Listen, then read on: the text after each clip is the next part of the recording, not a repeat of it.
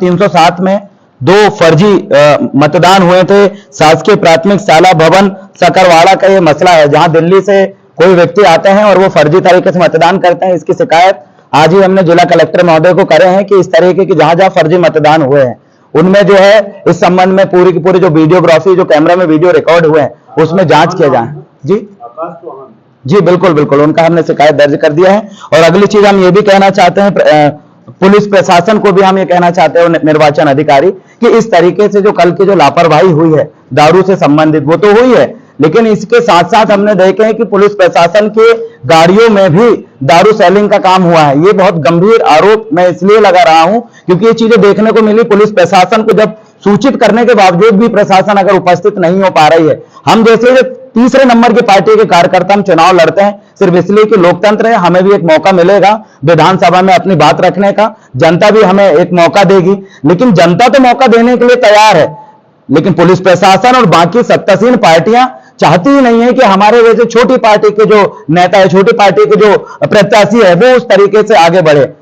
अगली चीज ये है कि गुणवाना गणतंत्र पार्टी जो है, पिछले चुनाव में भी हमने देखा, लेकिन इस तरीके से एक भी प्रत्यारोप इस तरीके से हमने नहीं लगाए थे, लेकिन इस बार खुलेआम ये सारी चीजें हुई है। हमारा एक कार्यकर्ता अमरवाड़ा के बीच बस स्टैंड में चिल्ला रहा है कि ये एक नेता की गाड़ी यहां पर जा रही है, बकायदा झंडा लगा है, चुनाव चिन्ह बना है, इस गाड़ी पे कार्रवाई करो। आप सबकी गाड़ी रोके, इस गाड़ी क्यों नहीं रोके? कलेक्टर साहब भी वहां से गुजर जाते हैं, लेकिन उसमें कोई कार्रवाई नहीं होती। हमने कल जब मीडिया में हमने बोले, उसके बाद प्रशासन के अधिकारी, डीआईजी महोदय, आईजी से लेकर तमाम अधिकारी वहां पर अमरवाड़ा में उपस्थित थे। जब हम वहां पर बोले कि आज तक हमारी दारू रखी है जी, उसको जब्ती कब बनाओगे? 4 पेटी वो पौवा आज भी रखा है, और जो व्यक्ति दारू बेच रहा था बीजेपी का कार्यकर्ता, उसकी गाड़ी भी हमारे कार्यकर्ताओं ने गांव में रखी है, आज तक उसमें मामला नहीं बना। तो आप सोच के देखिए कि अब चुनाव हो रहा है, लोकतंत्र बचा है, या प्रशासन चाह रहे हैं कि बस बिना चुनाव करे या तो आप जिता दो कि नहीं भाई, अगर ऐसे उद्देश्य है तो नहीं, तो फिर उनमें कार्रवाई क्यों नहीं होती? हमारे व्यक्ति के घर में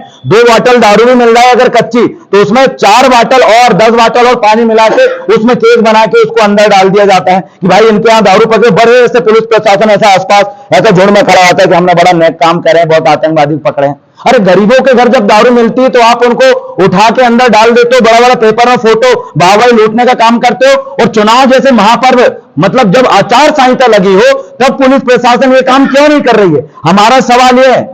और ये एक घटना नहीं है जो तो हमारी नजरों के सामने आया है, जो घटनाएं हमारी नजरों के सामने आ ही नहीं है, उन चीजों में तो पुलिस प्रशासन और प्रशासनिक अधिकारी मिलजुल के कितने तरीके से काम नहीं किए होंगे भैया। अब हम कैसे उम्मीद कर सकते हैं कि ईवीएम सुरक्षित होगी? और जब हमारी आंखों के सामने इतने भयंकर उल्लंघन हो रहे हैं, हमारे कई कार्यकर्ताओं को कल मार भी पड़ी है, उनकी हमने अभी एसपी साहब को आज आवेदन भी दिए, लगभग 4 आवेदन वहां पर पहुंचे हैं, आप चाहे तो वहां पर से ले सकते हैं। इतना अगर कार्यकर्ता वोट डाल रहा है या फिर